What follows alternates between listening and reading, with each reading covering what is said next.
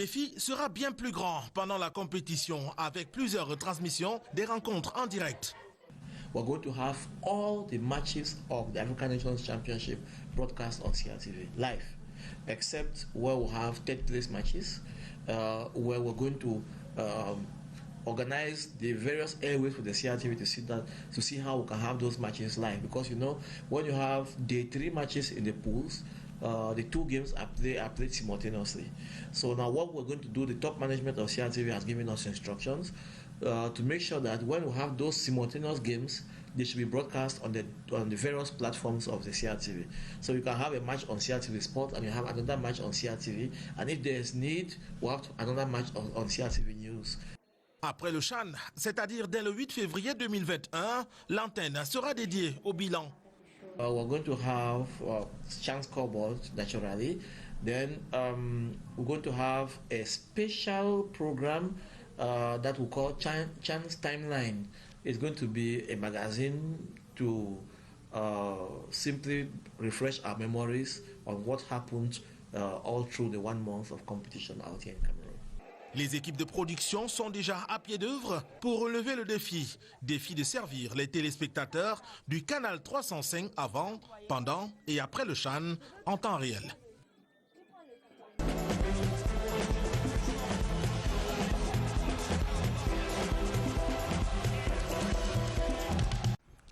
Sarah a posé la question à Ndjongumbile, c'est lui qui se bat sans doute entre le stress et la sérénité.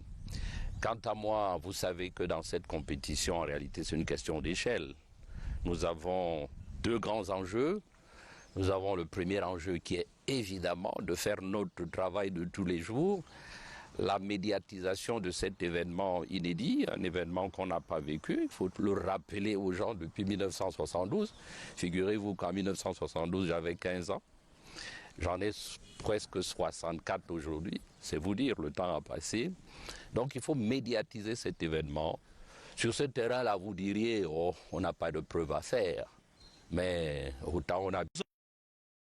disputes between the users or population in those regions and the regional or council administrations. He is also a watchdog, ensuring that persons serving in regional and council administrations fulfill their ethical obligations. The person to serve in this position is crucial to social harmony and cohesion in the special status regions.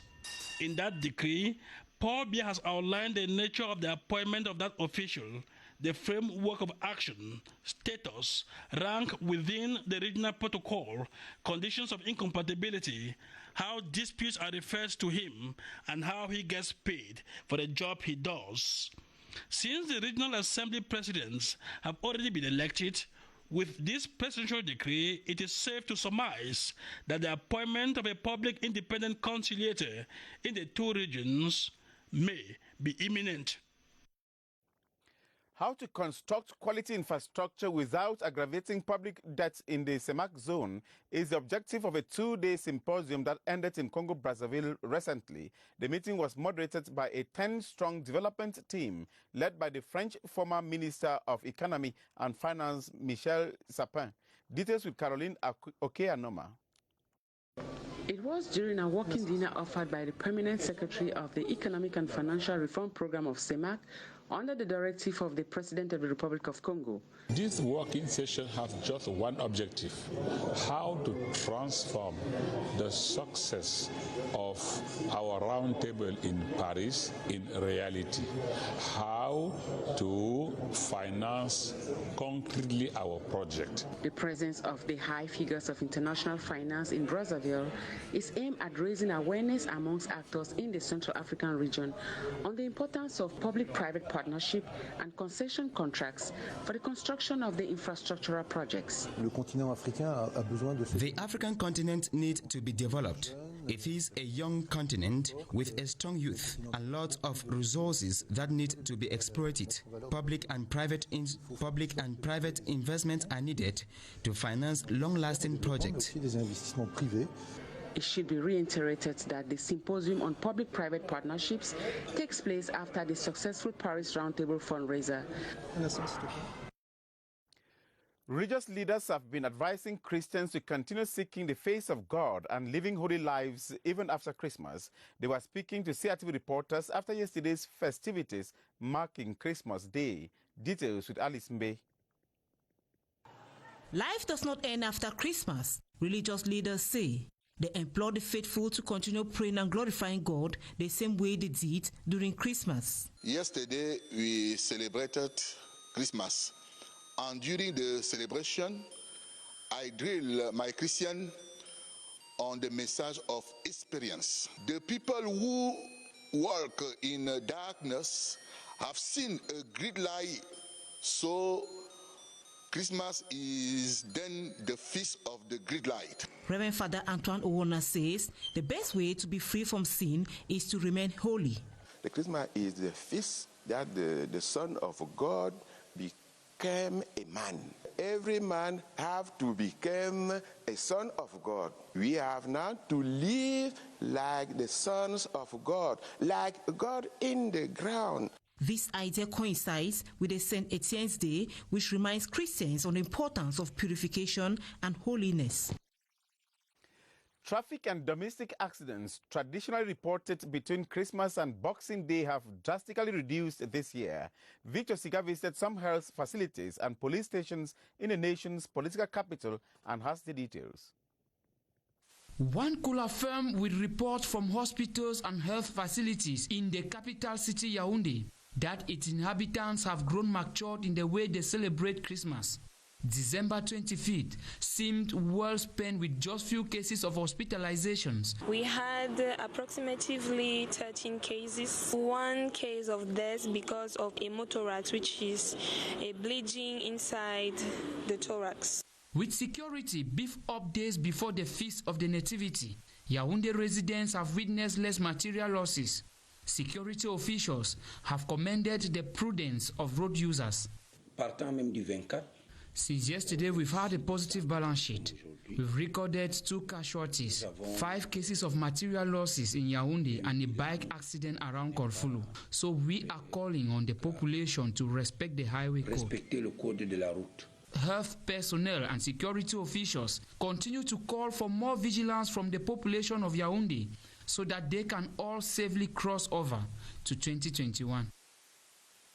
9 members of a gang suspected to be fabricating liquor of doubtful quality and branding them as imported quality hot drinks have been arrested in the nation's capital, Yaoundé. Their illegal factory has also been dismantled by gendarmes at the Kmer neighborhood.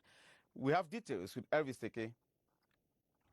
From a glance, these hot drinks look authentic, but they are a mixture of pharmaceutical alcohol, color, and flavor. They are bottled in bottles of various brands recovered from garbage cans. The commander of the Carrier Gendarmerie Post, Senior Warrant Officer Fabrice Celestin Mejo Eko, explained that the group behind this concoction was arrested following a complaint from a client who noticed that he had bought fake liquor in the neighborhood. Investigations led to the arrest of 2 suspects with about 20 bottles of fake hot drinks with different brand names. Further investigations took the gendarmes to the Legejoa neighborhood where 9 other suspects were arrested in the process of mixing and bottling the concoction. The gendarmerie recovered 70 bottles of the fake liquor, 7 liters of color, and hundreds corks and bottles. These fake products are in the market, and a gang that is specialized in their production is now under custody, but it's not yet known which quantity is already circulating in our market. I'm Elvis Teke for CRTV here at the Gendarmerie Brigade of Carrier. Disturbing indeed, Elvis Teke. The Pakuvita fruit market in Yaoundé has been officially inaugurated. It is made up of 24 stores that supply fresh fruits and vegetables to the capital city. The Yaoundé City Mayor Luc Messi, during the inauguration, said it was one of his dream projects. Boarding Summer reports.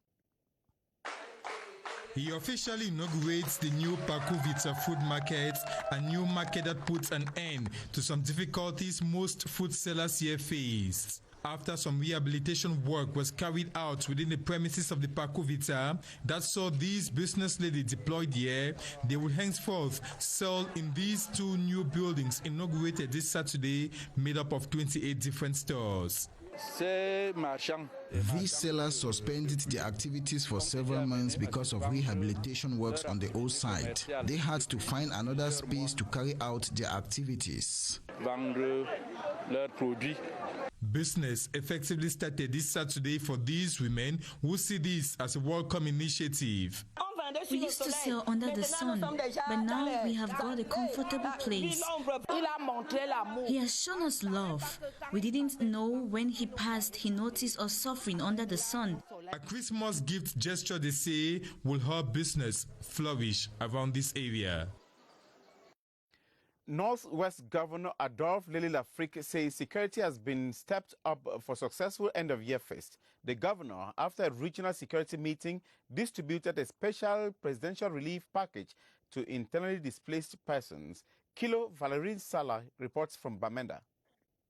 Going back to your various communities, you should be the agent of peace. Governor Adolphe Lely-Afrique addressing a crowd of beneficiaries of the presidential relief package, which reportedly targets 21,000 persons in the Northwest region. The offer is being described as relieving within a financially difficult end-of-year context. I have about 8 children that I live with in the house, and this gift is really timely because I was thinking of how I'm going to help, but with this gift, in fact, we are so happy, we are so very much impressed. The 7 senior divisional officers in the Northwest have been presented with a presidential gift comprised of bags of rice, mattresses, cooking oil and other items for subsequent distribution to internally displaced persons in their respective divisions.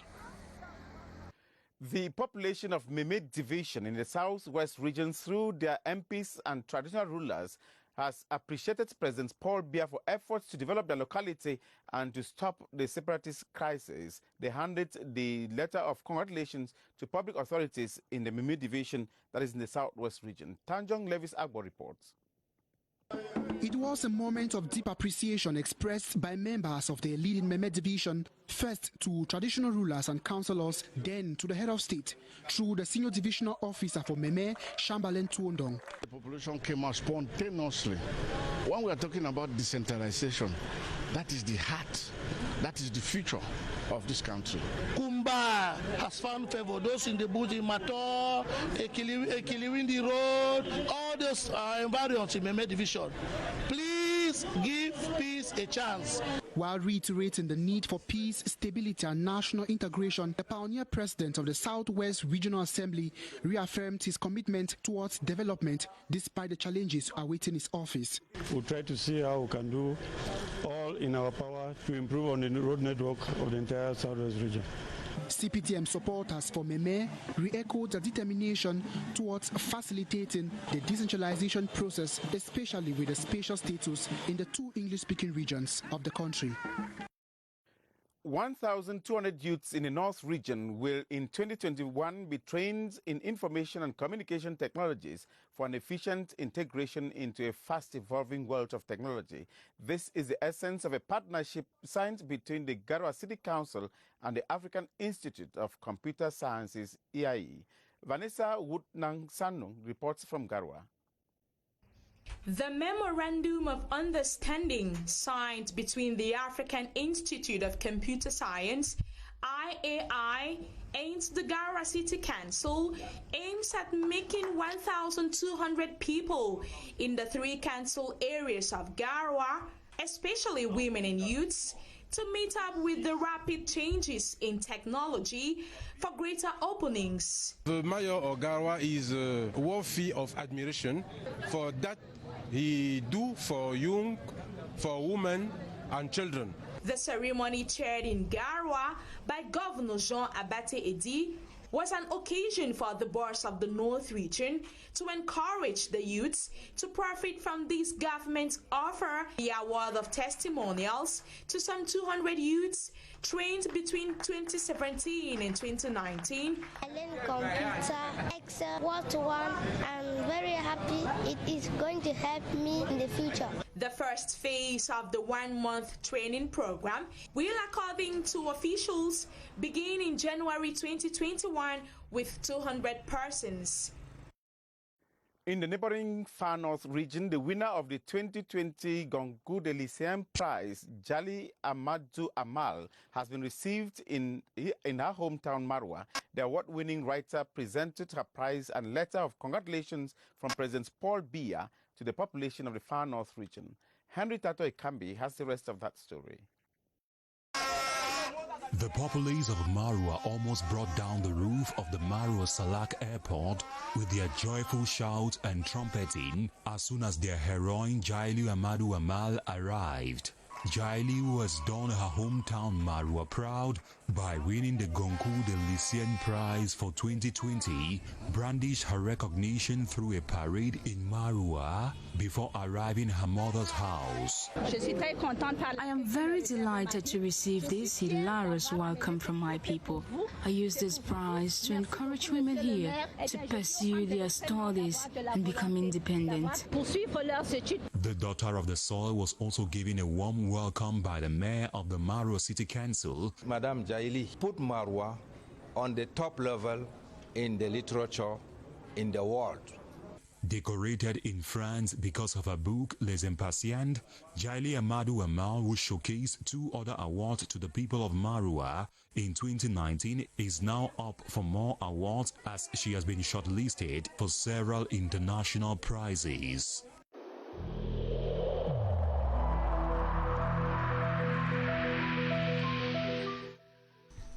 The wearing of face masks in public places will be mandatory until further notice.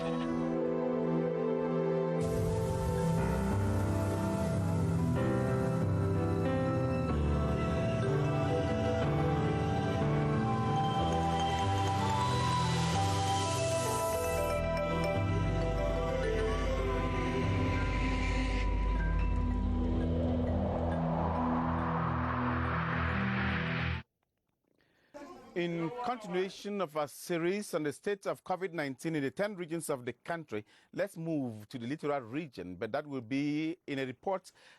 Reports from that part of the country indicate that cases of infections were diagnosed in secondary schools. What is the health situation of the students who are diagnosed positive? Bodin Sama has as guest Dr. Albert Maka Mambo, Littoral Regional Delegate of Public Health. Bodin Sama, what is responsible for the increasing cases and what is the doctor talking about? Greetings and welcome to the Public Health Emergency Operations Center. Tonight we shall be taking you to the littoral region of Cameroon, where we will be having as guest the Littoral Regional Delegate of Public Health, Dr. Albert Maka Mambo, to give us the latest updates with regards to the situation concerning some secondary school students who were recently tested positive for COVID-19. Dr. Albert Maka Mambo, good evening. Good evening, sir. Tell us, Mr. Regional Delegate for Public Health in the Littoral Region, what's the latest updates as concerns the health of some of these secondary school students who were tested positive for COVID-19 in your region?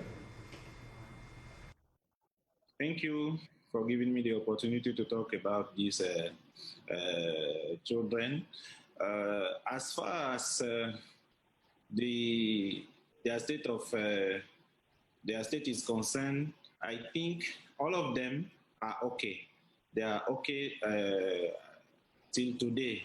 The system here has put in place a way to control their health from their houses, but also to continue the surveillance in the schools. So I think everything is okay for them till today. And how is the health delegation of public health in the littoral trying as much as possible to contain the spread of the virus in the littoral region during this festive period? We try to reinforce the on-call days, especially the point of entry. Those are the airports and also the seaports.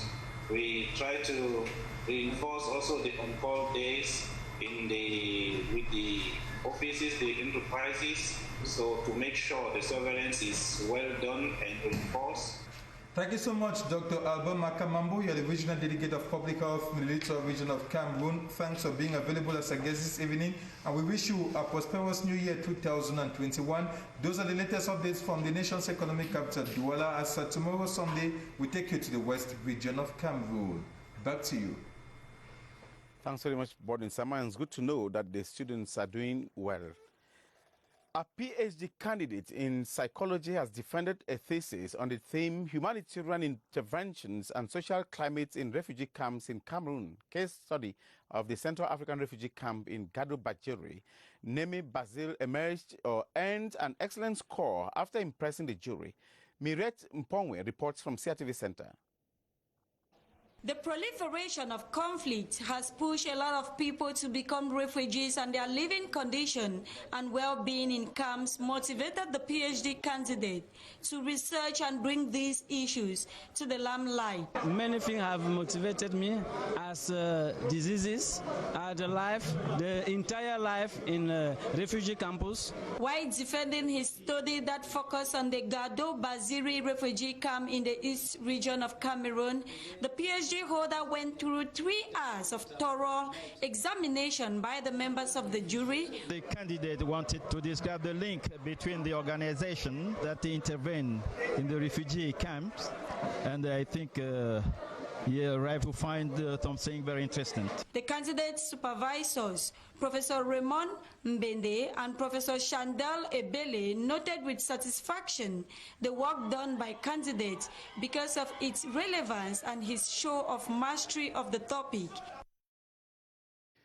Out of Cameroon, 1,835,000 Central Africans will be at the polls tomorrow Sunday to vote their president and 140 parliamentarians. This morning, the Constitutional Court rejected petitions for elections to be postponed.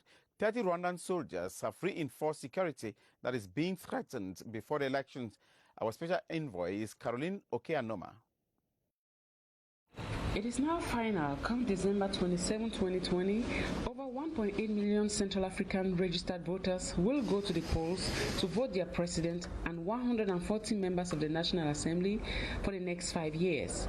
But how prepared is the country for these elections? Everything had to be bought outside Central African and brought here. So now we're at the last stage, and the last stage is distributing the voter registration cards.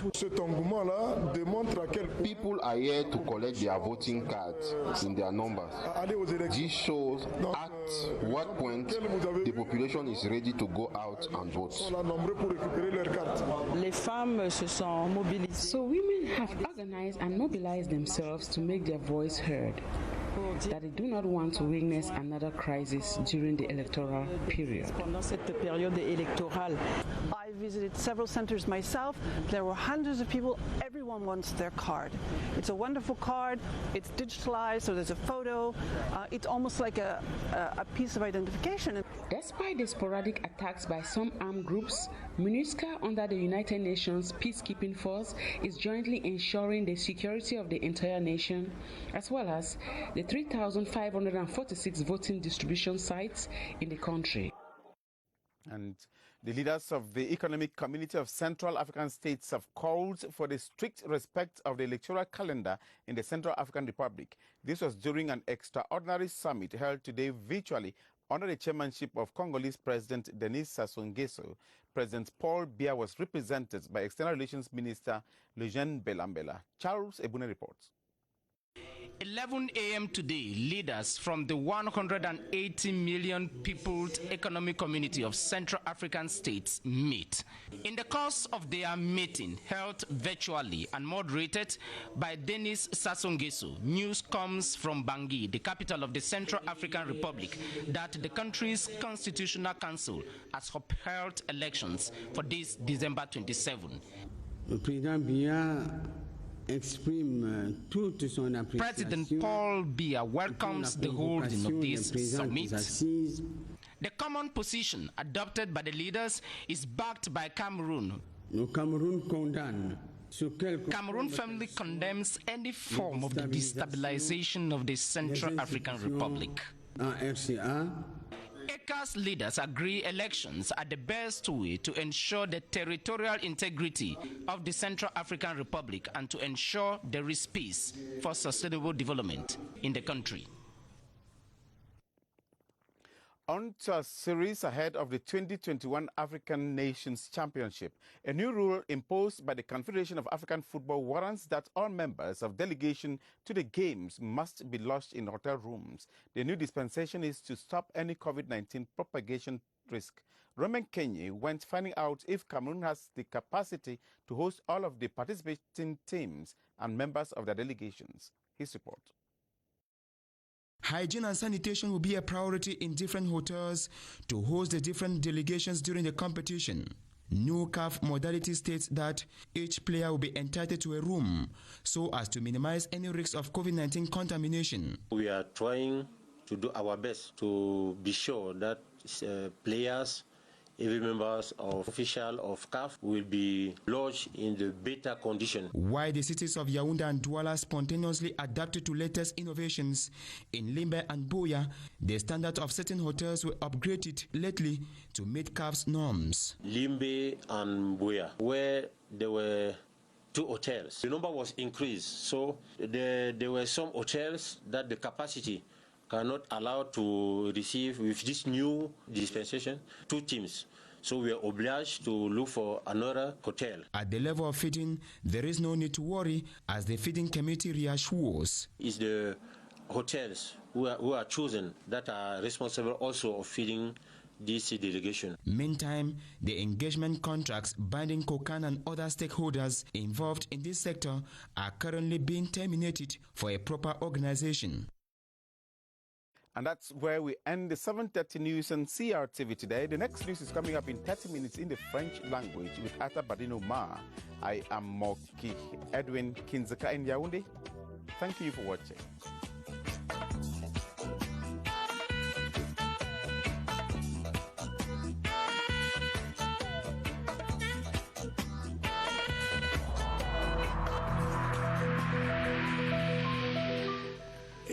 In this connection, we should avoid stigmatizing